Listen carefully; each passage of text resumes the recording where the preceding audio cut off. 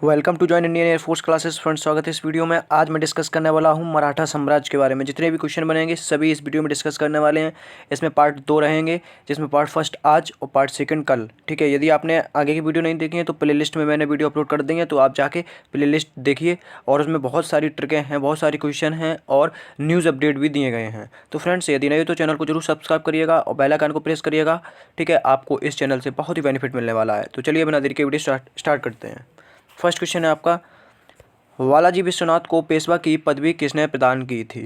ठीक है, वालाजी विश्वनाथ को पेशवा की पदवी किसने प्रदान की थी। फर्स्ट ऑप्शन है शिवाजी तृतीय ने, सेकंड ऑप्शन है शाहू ने, थर्ड ऑप्शन है संभाजी ने, ऑप्शन डी है धनाजी जादव ने।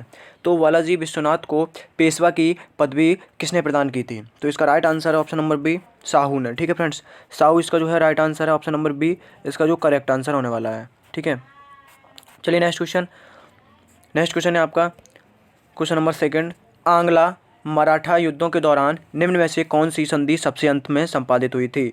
फर्स्ट ऑप्शन है सिंधिया के साथ ग्वालियर की संधि, ऑप्शन नंबर बी है होलकर के साथ मंदसौर की संधि, ऑप्शन नंबर सी है बाजीराव द्वितीय के साथ पूना की संधि, ऑप्शन नंबर डी है सिंधिया के साथ सुरजी अर्जन गांव की संधि।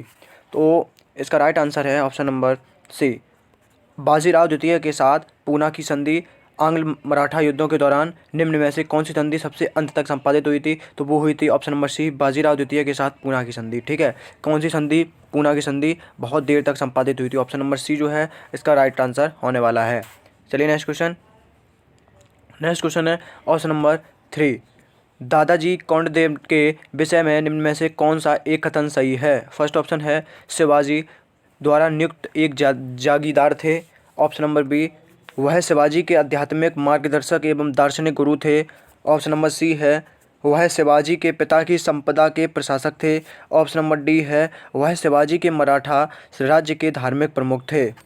तो क्वेश्चन नंबर 3 का जो राइट आंसर है, करेक्ट आंसर है, वो ऑप्शन नंबर है सी, वह शिवाजी के पिता की संपदा के प्रशासक थे। ऑप्शन नंबर सी, वह शिवाजी के पिता की संपदा के प्रशासक थे। ठीक है, सी इसका जो है राइट आंसर होने वाला है। चलिए नेक्स्ट क्वेश्चन है क्वेश्चन नंबर 4। पेशवा बाजीराव प्रथम ने मुगलों से जो सूबेदारियां प्राप्त की थीं वो थीं। फर्स्ट ऑप्शन ए है अहमदनगर तथा नागौर, ऑप्शन नंबर बी है मालवा तथा वाजीपुर बीजापुर, ऑप्शन नंबर सी है गुजरात तथा मालवा, ऑप्शन नंबर डी है खानदेश तथा वराई। तो इसका राइट आंसर है और इसका करेक्ट आंसर होने वाला है friends option number C, Gujarat और मालवा दो सूबेदारियाँ थीं जिसे बाजीराव प्रथम ने मुगलों से प्राप्त किया था। ऑप्शन नंबर सी जो है इसका राइट आंसर है। चलिए question number 5। Question number 5,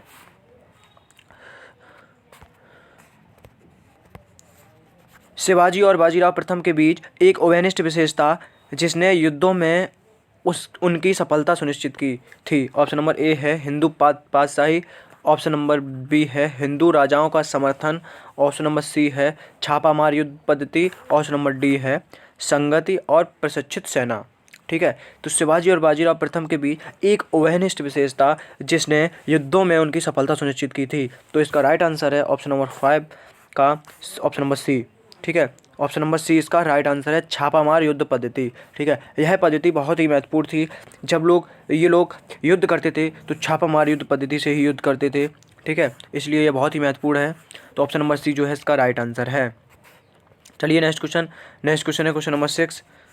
Shivaji की अश्वसेना को कहते थे। फर्स्ट ऑप्शन है रिसाला, सेकंड ऑप्शन है सिर ए नौबत, ऑप्शन नंबर सी है बारगीर, ऑप्शन नंबर डी है पागा। ठीक है, शिवाजी की अश्वसेना को कहते थे, क्या कहते थे, तो 6 का राइट आंसर है ऑप्शन नंबर डी, पागा कहते थे। ठीक है, क्या कहते थे, पागा कहते थे, शिवाजी की सेना को पागा। ठीक है, क्या कहते थे, पागा। चलिए नेक्स्ट क्वेश्चन है क्वेश्चन नंबर 7। मराठों की वह महिला सरदार कौन थी जिसने राजा राम की मृत्यु के बाद सन 1700 ईस्वी के बाद भी मुगल साम्राज्य के विरुद्ध संघर्ष जारी रखा था। ठीक है, मराठों की वह महिला सरदार कौन थी जिसने राजा राम की मृत्यु के बाद सन 1700 ईस्वी के बाद भी मुगल साम्राज्य के विरुद्ध संघर्ष जारी रखा था। तो इसके ऑप्शन देख लेते हैं। इसके ऑप्शन क्या हैं, ऑप्शन नंबर ए है अहिल्याबाई, ऑप्शन नंबर बी है मुक्ताबाई, ऑप्शन नंबर सी है ताराबाई, ऑप्शन नंबर डी है रुक्मणीबाई। ठीक है, तो इसका राइट आंसर है ऑप्शन नंबर सी, ताराबाई ने राजा राजा राम की मृत्यु के पश्चात सन 1700 ईस्वी के बाद भी मुगल सम्राट के विरुद्ध संघर्ष जारी रखा था। तो ऑप्शन नंबर सी जो है इसका राइट आंसर है। ऑप्शन नंबर सी जो है इसका राइट आंसर है। ठीक है फ्रेंड्स, चलिए नेक्स्ट क्वेश्चन है क्वेश्चन नंबर 8। मराठा काल में लिखी गई दासबोध का लेखक था। मराठा काल में लिखी गई दासबोध का लेखक था कौन था? First option A Dada Kondadev, option number B Eknath, option number C Tukaram, option number D Ramdas. तो मराठा काल में लिखी गई दासबोध का लेखक था कौन था? तो ये था ऑप्शन नंबर डी इसका राइट आंसर है। करेक्ट आंसर होने वाला है ऑप्शन नंबर डी रामदास। ठीक है, कौन? रामदास जो थे उन्होंने दासबोध लिखी है, उनके द्वारा दासबोध लिखी गई है। ठीक है, चलिए नेक्स्ट क्वेश्चन नंबर 9। मराठों की निम्नलिखित किस शाखा ने अंतिम पेशवा बाजीराव द्वितीय को पराजित किया था? मराठों की निम्नलिखित किस शाखा ने अंतिम पेशवा बाजीराव द्वितीय को पराजित किया था? फर्स्ट ऑप्शन है सिंधिया, ऑप्शन नंबर बी है होलकर, ऑप्शन नंबर सी है भोंसले, ऑप्शन नंबर डी है गायकवाड़। ठीक है, तो क्वेश्चन नंबर 9 का जो राइट आंसर होने वाला है वो है होलकर ने। ठीक है, अंतिम पेशवा बाजीराव द्वितीय किसके द्वारा पराजित हुए थे? तो ये हुए थे होलकर के द्वारा। ऑप्शन नंबर बी इसका राइट आंसर होने वाला है। Correct answer option number B है। ठीक है, चलिए नेक्स्ट क्वेश्चन है क्वेश्चन नंबर 10। पानीपत का युद्ध तृतीय युद्ध किसके शासनकाल में हुआ? पानीपत का तृतीय युद्ध किसके शासनकाल में हुआ? Option number A Mohammad Shah, option number B Alamgir द्वितीय, option number C Shah Alam, option number D Jahandar Shah. ठीक है, तो क्वेश्चन नंबर 10 का जो right answer option number C है, शाह आलम के शासनकाल में पानीपत का तृतीय युद्ध हुआ। ठीक है, पानीपत का तृतीय युद्ध किसके शासनकाल में हुआ? तो पानीपत का तृतीय युद्ध हुआ शाह आलम के शासनकाल में। ऑप्शन नंबर सी जो है इसका राइट आंसर है। ठीक है, चलिए नेक्स्ट क्वेश्चन है मराठा राज्य संघ को निर्णायक पराजय देने वाला ब्रिटिश गवर्नर जनरल कौन था? ऑप्शन नंबर ए है Warren Hasting, option number B है Lord Wellesley, option number C है Lord Hasting, option number D है लॉर्ड मिंटो। ठीक है, तो इसका राइट आंसर है ऑप्शन नंबर 11। क्वेश्चन नंबर 11 का जो राइट आंसर है option number C Lord Hasting. ठीक है, मराठा राज्य संघ को निर्णायक पराजय देने वाला British governor general lord Hastings था। ठीक है, लॉर्ड हेस्टिंग इसका C option is correct answer है। ठीक है, C is correct answer.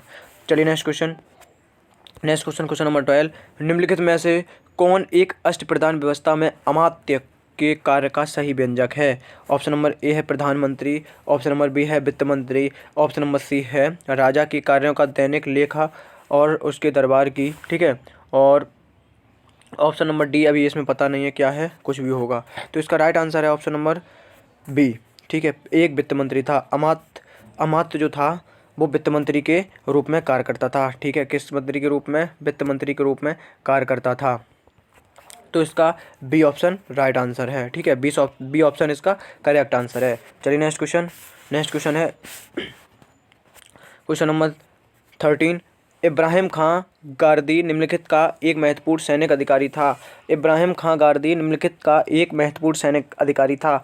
Option number A Hyder Ali, option number B Ahmad Shah Durrani, option number C Peshwa Balaji Bajirao, option number D Raja Surajmal. तो इब्राहिम खां गारदी निम्नलिखित का एक महत्वपूर्ण सैनिक अधिकारी था। तो 13 का जो राइट आंसर है ऑप्शन नंबर है सी पेशवा वालाजी बाजीराव। ठीक है, पेशवा वालाजी बाजीराव इसका सी जो है option number C right answer है। चलिए नेक्स्ट क्वेश्चन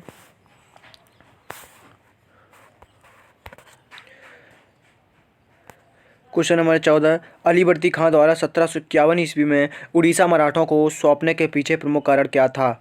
अलीवर्दी खां द्वारा 1751 ईस्वी में उड़ीसा मराठों को सौंपने के पीछे क्या कारण था? ऑप्शन नंबर ए मुर्शिदाबाद से नियंत्रण करना कठिन था, ऑप्शन नंबर बी मुगल बादशाह की सलाह पर, ऑप्शन नंबर सी सैनिक दृष्टि से मराठों से चीड़ता, ऑप्शन नंबर डी बकाया धन के बदले।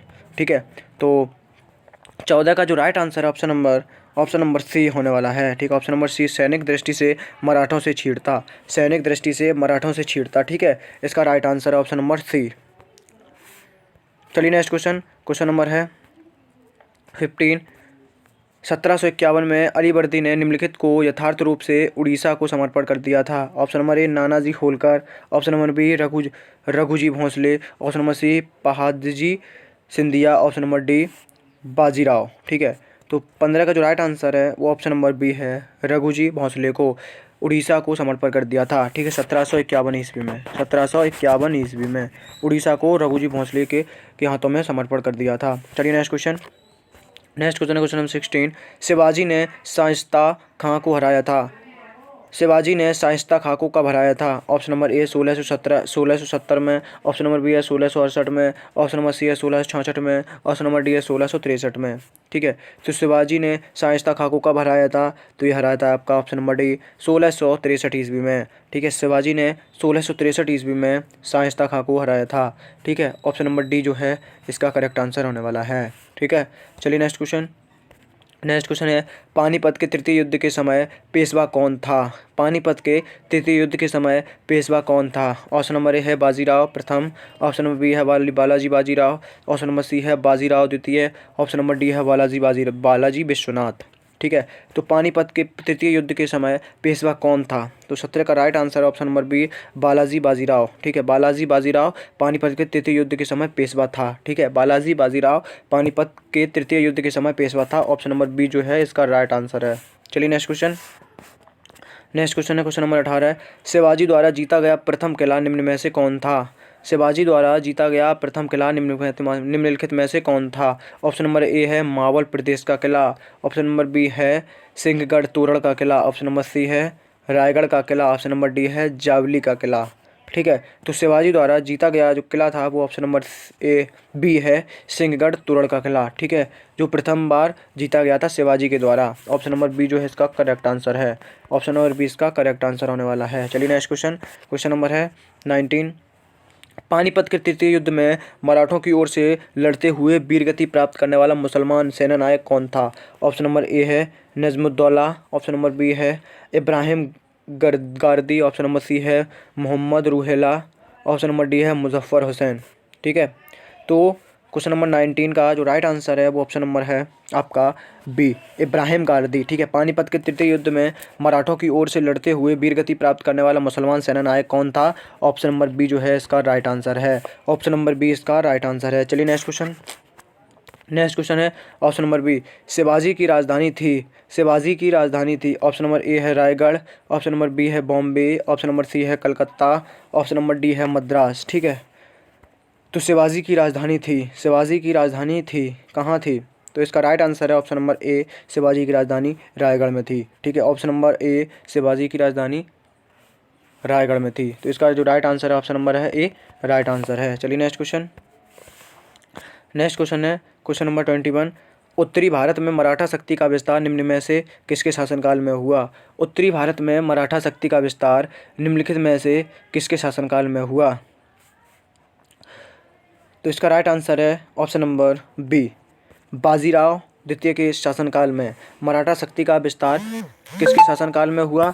तो ये हुआ बाजीराव के शासनकाल में। ऑप्शन नंबर बी जो है इसका राइट आंसर है। चलिए नेक्स्ट क्वेश्चन। नेक्स्ट क्वेश्चन है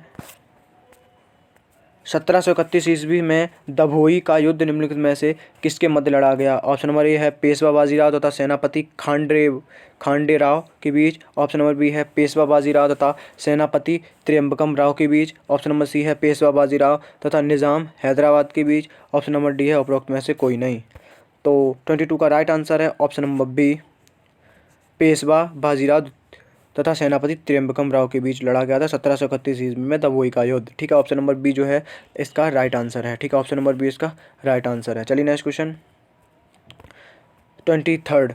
सर जदुनाथ सरकार ने किस हिंदू शासक को the last constructive Hindu genius के रूप में संबोधित किया? ऑप्शन नंबर ए है बाजीराव प्रथम, ऑप्शन नंबर बी है Maharaja Ranjit Singh, option number C है कृष्णदेवराय, ऑप्शन नंबर डी है शिवाजी। ठीक है, तो हिंदू शासक को the last constructive Hindu genius के रूप में संबोधित किया था। तो 23 का राइट आंसर है ऑप्शन नंबर डी शिवाजी को। ठीक है, ऑप्शन नंबर डी जो है इसका राइट आंसर है। ऑप्शन नंबर डी जो है इसका राइट आंसर है। ठीक है फ्रेंड्स, चलिए नेक्स्ट क्वेश्चन। नेक्स्ट क्वेश्चन है 24। क्वेश्चन क्या है आपका? सैनिक हुए बिना उच्च स्थिति तक पहुंचने वाला व्यक्ति निम्नलिखित में से कौन है? सैनिक हुए बिना मतलब सैनिक नहीं था और उच्च स्थिति तक पहुंचने वाला प्रथम व्यक्ति कौन है? फर्स्ट ऑप्शन है बाजीराव प्रथम, ऑप्शन नंबर बी है Balaji Vishwanath, option number C है हैदर अली, ऑप्शन डी है सदाशिव माऊ। तो 24 का राइट आंसर है option number B. Option number B जो है इसका राइट आंसर है। ठीक है, ऑप्शन नंबर बी जो है इसका राइट आंसर है। चलिए नेक्स्ट क्वेश्चन, क्वेश्चन नंबर है 25। शिवाजी का जन्म कब हुआ एवं विभिन्न प्रदेशों के जीतने के पश्चात उन्होंने अपना राज्यारोहण कब किया था? ऑप्शन नंबर ए है 1626 ईस्वी में और 1657 ईस्वी में उन्होंने राज्याभिषेक किया था। तो हम डायरेक्ट इसका आंसर बता देते हैं आपको, क्योंकि ये बड़ा है थोड़ा क्वेश्चन। तो 25 का राइट आंसर है ऑप्शन नंबर सी, 1627 ईस्वी में इन्होंने विभिन्न प्रदेशों को जीता और उसके पश्चात उन्होंने राज्यारोहण किया। कब? 1674 ईस्वी में उन्होंने राज्यारोहण किया। ठीक है, चलिए नेक्स्ट क्वेश्चन, क्वेश्चन नंबर 26। मराठों द्वारा अंग्रेजों के साथ 1782 ईस्वी की सालवाई की संधि किसके आग्रह पर की गई थी? मराठों द्वारा अंग्रेजों के साथ 1782 ईस्वी की सालवाई की संधि किसके आग्रह पर की गई थी? ऑप्शन नंबर ए है पेशवा, ऑप्शन नंबर बी है गायकवाड़, ऑप्शन नंबर सी है सिंधिया, ऑप्शन नंबर डी है होलकर। ठीक है, तो 26 का राइट आंसर है ऑप्शन नंबर सी, सिंधिया। ठीक है, सिंधिया के शासनकाल में की गई थी सालवाई की संधि। ठीक है, चलिए नेक्स्ट क्वेश्चन, क्वेश्चन नंबर है 27। किस पेशवा के काल में मराठा शक्ति अपनी चरम सीमा पर पहुंची थी? किस पेशवा के काल में मराठा शक्ति अपनी चरम सीमा पर पहुंची थी? तो ऑप्शन नंबर ए है Bajirao first, option number B है Madhavrao first, option number C है Narayan Rao, option number D है बालाजी द्वितीय। ठीक है, तो 27 का राइट आंसर है ऑप्शन नंबर डी, बालाजी द्वितीय के शासनकाल में मराठा शक्ति अपनी चरम सीमा पर पहुंची थी, बहुत ही मजबूत हो चुकी थी, शक्तिशाली हो चुकी थी। तो ऑप्शन नंबर डी जो है इसका राइट आंसर है। ठीक है, चलिए नेक्स्ट क्वेश्चन, नेक्स्ट क्वेश्चन है क्वेश्चन नंबर 28। शिवाजी ने किस दर से भू राजस्व वसूल किया? ऑप्शन नंबर ए है उपज का 1/2, ऑप्शन नंबर बी है उपज का 1/3, ऑप्शन नंबर सी है उपज का 2/3, ऑप्शन नंबर डी है उपज का 2/5। ठीक है, तो 28 का राइट आंसर है वो है ऑप्शन नंबर डी, उपज का 2/5 भाग। ठीक है, उपज का 2/5 भाग भू राजस्व वसूल किया था। ठीक है, ऑप्शन नंबर डी इसका राइट आंसर है। चलिए नेक्स्ट क्वेश्चन, नेक्स्ट क्वेश्चन है क्वेश्चन नंबर 29। हिंदुस्तान में मराठा विस्तार हमारी विजय पताका को कृष्णा से अटक तक ले जाएगा, यह प्रस्ताव किस मराठा पेशवा द्वारा प्रस्तुत किया गया? ऑप्शन नंबर ए है Balaji Bajirao, option number B है बाजीराव प्रथम, ऑप्शन नंबर सी है बाजीराव द्वितीय, ऑप्शन नंबर डी है नाना फडणवीस। ठीक है, तो 29 का राइट आंसर है वो ऑप्शन नंबर बी, बाजीराव प्रथम के द्वारा यह बात कही गई थी। ठीक है, तो 29 का जो है ऑप्शन नंबर बी है करेक्ट आंसर है। ठीक है, चलिए नेक्स्ट क्वेश्चन, नेक्स्ट क्वेश्चन है क्वेश्चन नंबर 13। शिवाजी अपने समुद्री बेड़े को कहाँ ठहराते थे? ऑप्शन नंबर ए है कोलाबा में, ऑप्शन नंबर बी है कल्याण में, ऑप्शन नंबर सी है सालसेट में, ऑप्शन नंबर डी है बसीन में। ठीक है, तो शिवाजी अपने समुद्री बेड़े को कहाँ पर ठहराते थे? तो इसका जो 30 का राइट आंसर है वो ऑप्शन नंबर ए है कोलाबा में। ठीक है, कोलाबा में वह अपने समुद्री बेड़ों को ठहराते थे, कोलाबा में, कोलाबा इसका राइट आंसर है। ठीक है, चलिए नेक्स्ट क्वेश्चन, नेक्स्ट क्वेश्चन है क्वेश्चन नंबर 31। पानीपत के तृतीय युद्ध के समय जाट शासक सूरजमल की क्या भूमिका थी? ऑप्शन नंबर ए है उसने मराठों की सक्रिय सहायता की, ऑप्शन नंबर बी है उसने अहमद शाह अब्दाली की सहायता की, ऑप्शन नंबर सी है वह इस युद्ध में से अलग रहा, ऑप्शन नंबर डी है उसकी सेना ने मराठों की केवल आंशिक सहायता की। ठीक है, तो 31 का जो राइट आंसर है वो है ऑप्शन नंबर सी, वह इस युद्ध से अलग रहा। कौन? जाट शासक सूरजमल, वह इस युद्ध से अलग रहा। ठीक है, ऑप्शन नंबर सी जो है इसका राइट आंसर है। चलिए next question, next question, next question, question number 32। Shivaji निम्नलिखित में से किस किले में पैदा हुए थे? ऑप्शन नंबर ए है जावली में, ऑप्शन नंबर बी है चंपानेर में, ऑप्शन नंबर सी है जिंजी में, ऑप्शन नंबर डी है सिवनेर में। ठीक है, तो शिवाजी किस किले में पैदा हुए थे? तो इसका राइट आंसर है ऑप्शन नंबर डी, सिवनेर किले में। ठीक है, ऑप्शन नंबर डी, सिवनेर किले में पैदा हुए थे। शिवाजी का जन्म हुआ था सिवनेर किले में। ठीक है फ्रेंड्स, ऑप्शन नंबर डी जो है इसका राइट आंसर है। ठीक है, चलिए नेक्स्ट क्वेश्चन, नेक्स्ट क्वेश्चन और इस वीडियो का लास्ट क्वेश्चन 33।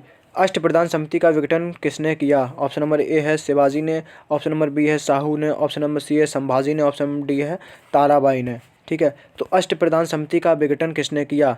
शिवाजी ने, साहू ने, संभाजी ने, ताराबाई ने। तो 33 का राइट आंसर है वो ऑप्शन नंबर है सी, संभाजी ने अष्ट समिति का विघटन किया था। ठीक है फ्रेंड्स, ऑप्शन नंबर सी जो है इसका राइट आंसर है। फ्रेंड्स, यदि आपको वीडियो पसंद आई तो लाइक जरूर करिएगा, नए हो चैनल को सब्सक्राइब करिएगा और एक स्टडी रिलेटेड ग्रुप में शेयर करिएगा, जिससे हमारी यूट्यूब फैमिली और बढ़े और आपको और अच्छे अच्छे क्वेश्चन आपको दे सकें। ठीक है फ्रेंड्स, जय हिंद।